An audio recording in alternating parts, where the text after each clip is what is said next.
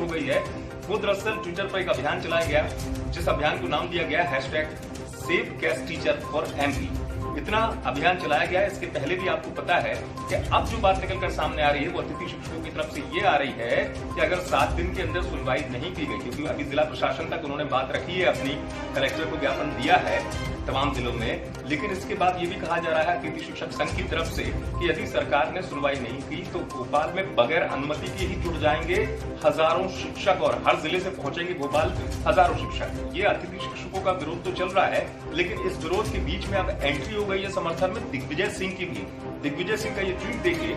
Digvijay Singh tweet में लिखते हैं कि अतिथि शिक्षकों की सेवाओं को स्थायित्व की आवश्यकता है। 12 माह का सेवा काल और 62 वर्ष तक का भविष्य सुरक्षित किया जाना चाहिए। तो अतिथि शिक्षकों के मामले में दिग्विजय सिंह समर्थन करते हुए नजर आ रहे हैं। इससे पहले भी अतिथि शिक्षकों के मामले में कांग्रेस सवाल उठा रही है, लगातार सरकार को घेर रही है।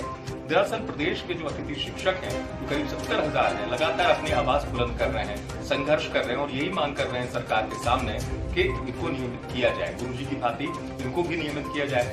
सबसे बड़ी बात, कम मानदेय मिलता है। जो भी मानदेय मिलता है अतिथि शिक्षक के तौर पर वो मानदेय पर्याप्त नहीं है, बहुत कम राशि है। दूसरा, कोरोना काल में लॉकडाउन की वजह से स्कूल हमेशा बंद ही रहते हैं। स्कूलों के अधिकांश समय बंद होने की वजह से इनका जो रोजगार है पूरी तरह प्रभावित हो जाता है और अतिथि शिक्षक सड़क पर आने को मजबूर हो जाता है। और यही समस्या जो है ये लगातार कई समय से मांग उठा रहे हैं अतिथि शिक्षकों को लेकर ही।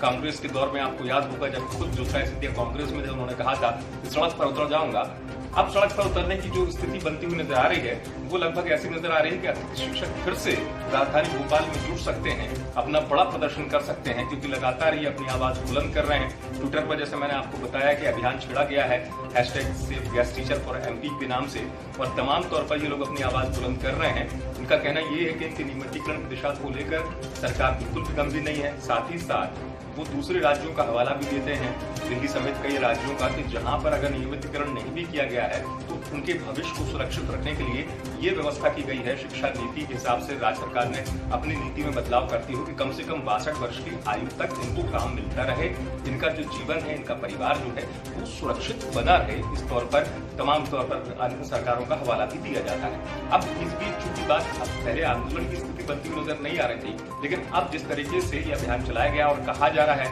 कि आने वाले वक्त में भोपाल में अतिथि शिक्षक जुट